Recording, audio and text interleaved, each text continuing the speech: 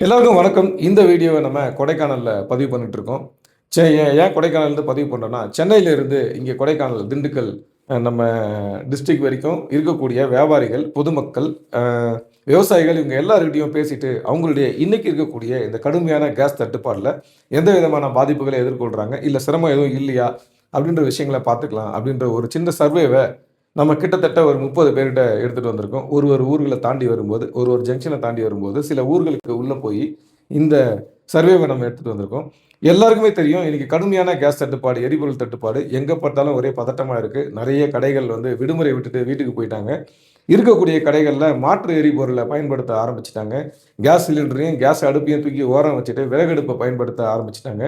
நவீன தொழில்நுட்பத்த பயன்படுத்தி சரோஜாதேவி யூஸ் பண்ண சோப்பு டப்பா மாதிரி, இப்ப நவீன தொழில்நுட்பத்த பயன்படுத்தி இந்த ராக்கெட் அடுப்ப, அதாவது நம்ம எங்க நெருப்பெல்லாம் எரிச்சு புகை வந்து பொல்யூஷன் பாதிக்கப்படுது, அதிகமான மாசு ஏற்படுதுன்னு சொல்லி எதெல்லாம் நிறுத்திட்டு, நம்ம இந்த லிக்விட் பெட்ரோலியம் கேஸஸ்க்கு வந்தோமோ, இப்ப அது அப்படியே தூக்கி ஓரம் வச்சுட்டு, திரும்ப அதே கட்டைய எரிக்க ஆரம்பிச்சிருக்கிறோம்.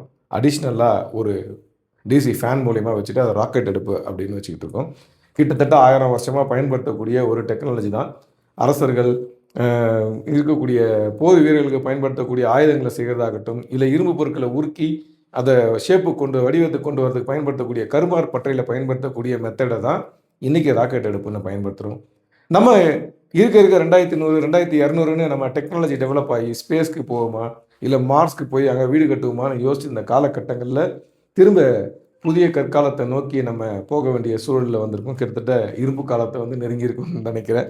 சரி, இது ஒரு பக்கம் இருக்கட்டும். இப்ப மக்கள் இது எந்த மாரியான பிரச்சனைகள பார்த்துட்டு இருக்காங்கன்றத நீங்க நேரடியா பார்த்த பல விஷயங்கள் இருந்தாலும், இது எந்த மாரியான விளைவுகள ஏற்படுத்த போகுது அப்படின்னு நிச்சயமா நம்ம பேசி தான் ஆகணும். அதுக்கு வரக்கூடிய விளைவுகள நம்ம சந்திச்சு தான் ஆகணும். இன்னைக்கு நம்ம வீட்ல உங்களுக்கு சமைக்கிறதுக்கு கேஸ் இருந்தாலும், நாளைக்கோ, நாளைக்கு மறுநாளோ, இல்ல அடுத்த மாசமோ எந்த மாதிரியான பிரச்சனைகள ஏற்படுத்தும் அப்படின்னுக்கு எந்த விதமான பதிலும் நம்மகிட்ட இல்ல. ஏன்னா, இன்னைக்கு நம்ம இந்திய பாரத பிரதமர் அவர்கள் வந்து பார்த்தீங்கன்னா, நரேந்திர மோடி அவர்கள் இந்தியால இருக்கக்கூடிய அனைத்து மாநிலங்கள்ல இருக்கக்கூடிய முதலமைச்சர்களையும் கலந்து ஆலோசிக்கணும் அப்படின்னு சொல்லி ஒரு செய்தி வெளியிட்டிருக்காங்க. இந்த மாரி ஒரு சூழல் நிலவிட்டு இருக்க காலகட்டங்கள்ல, அப்படியே வெளிநாடுகளுக்கு போகணும்னு பார்த்தீங்கன்னு சொன்னீங்கன்னா, உலகத்திலேயே முதல் முறையா பிலிப்பைன்ஸ் எனர்ஜி எமர்ஜென்சிய டிக்ளேர் பண்ணியிருக்கிறாங்க. எனர்ஜி எமர்ஜென்சி டிக்ளேர் பண்ணி, அந்த நாட்டு மக்கள் பொது வாகனங்கள பயன்படுத்த முடியாது. நடந்து அ நடந்து வந்து அவங்க வேலைக்கு போயிட்டு வரதும், பிசினஸ் பார்க்குறதோ போயிட்டு இருக்காங்க. இது மாரி இன்னும் 14 நாடுகள் வரிசையில காத்துட்டு இருக்கு.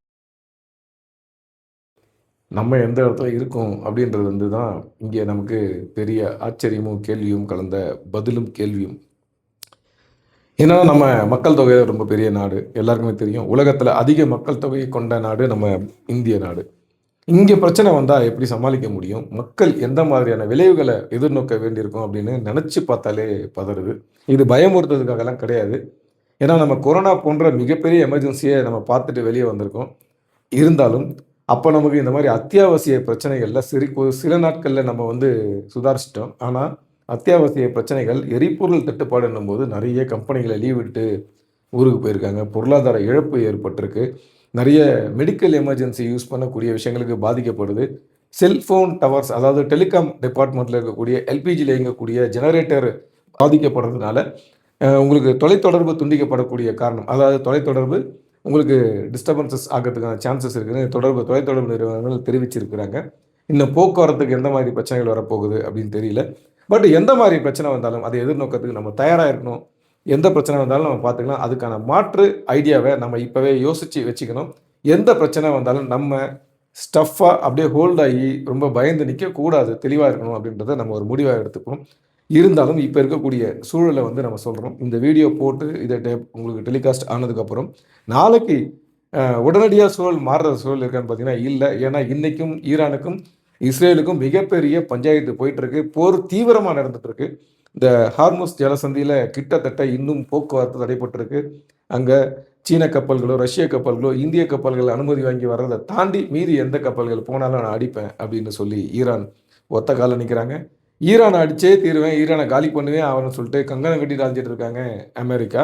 அமெரிக்கா மட்டும் இல்ல, இஸ்ரேல் ஈரான இருக்கிற இடமே இல்லாம ஆக்கணும்னு ஒரு முடிவோட வேலை செஞ்சுட்டு இருக்காங்க. ஆனா உலகத்துல இருக்கக்கூடிய அத்தனை மக்களும் இந்த போர்னால பாதிக்கப்படுறாங்க. இந்த போர முழுக்க முழுக்க உருவாக்குனதுக்கான பொறுப்பும், இழப்பும் அனைத்து மக்களோட வெறுப்பும் ஒரே ஒரு நாடு தான் காரணம். இத உருவாக்குறதுக்கு. அது அமெரிக்கா மட்டும் தான். இந்த அமெரிக்கா மட்டும் தான் உலக மக்களோட அத்தனை பேர் நிம்மதியும் மண்ணள்ளி போட முடியுன்றதுல, இப்போ ஒரு கரண்ட்டான சிச்சுவேஷன்ல இருக்கக்கூடிய ஒரு சாட்சி. இன்னும் நம்ம அடுத்து பாதிப்புகள்லேருந்து வெளிய வரதுக்கு உண்டான மாற்று ஆலோசனைகள நம்ம பார்ப்போம். எந்தெந்த நாடுகள்ல எந்த பிரச்சனை இருக்குன்னு உங்களுக்கு பின்னாடி பேசிட்டு இருக்கும்போதே சில வீடியோக்கள் உங்க பார்வைக்காக பண்ணியிருப்போம். பாருங்க. பார்த்துட்டு உங்களுடைய ஐடியாவும், ஒப்பீனியன் ஏதாவது இருந்தாலும் சொல்லுங்க. நம்ம அத மக்கள்ட்ட கொண்டு போய் சேர்ப்போம். மாற்று ஆலோசனைகள தேடுவோம். நம்ம எந்த பரபரப்புக்கும் ஆளாகாமல் நம்முடைய அன்றாட வாழ்க்கைய கொண்டாட தயாரா இருப்போம். நன்றி.